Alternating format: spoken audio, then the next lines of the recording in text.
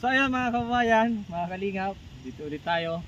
So ito po yung first day ko dito sa bukid. Kita nyo naman, oh, kita nyo naman, mga dilim. So ngayon, challenge tayo dahil bago lang tayo dito sa lugar, dito sa aming lugar. So challenge natin, dito tayo mag-i-stay at syempre dito lang kasi may signal.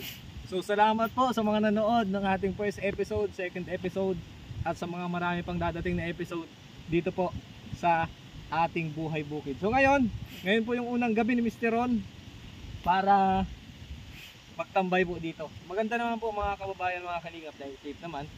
At yun lang, talagang medyo mag-ingat tayo sa mga insekto kung ano man na gagapang at gabi.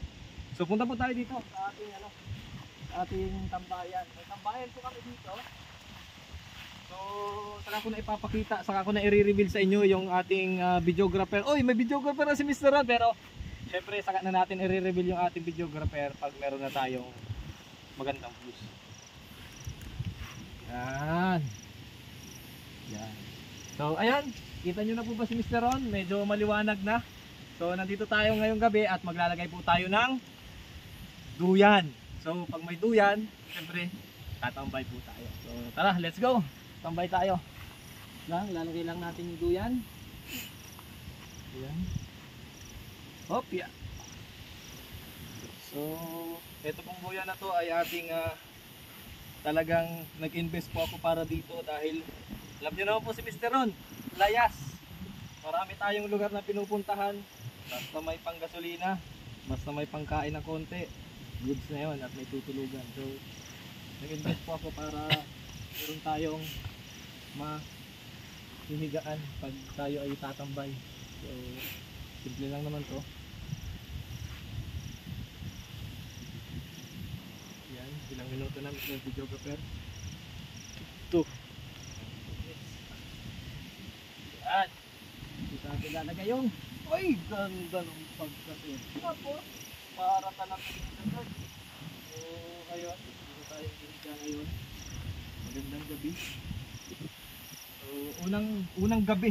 Yan. Unang gabi natin dito sa bukid.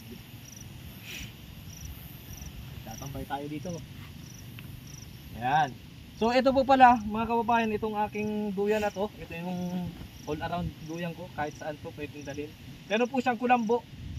Para kung sakali man na medyo malamok sa lugar. Pero dito baka may lamok. Pero parang wala lamok kasi mahangin. Lalagay lang natin dito. Tapos may zipper po yan.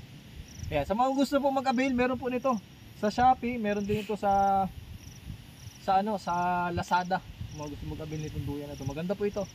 So ayan, pwede magamit. Kahit malakas ang hangin, hindi naman masyadong lamig. Kahit mainit, bubuksan lang ito. Tapos may kulambo na siya. So dito tayo, punta mo tayo dito sa may gilid. So itong tambayan na to natin ay ito yung magiging tambayan natin sa ating pag-vlog po dito sa bukid.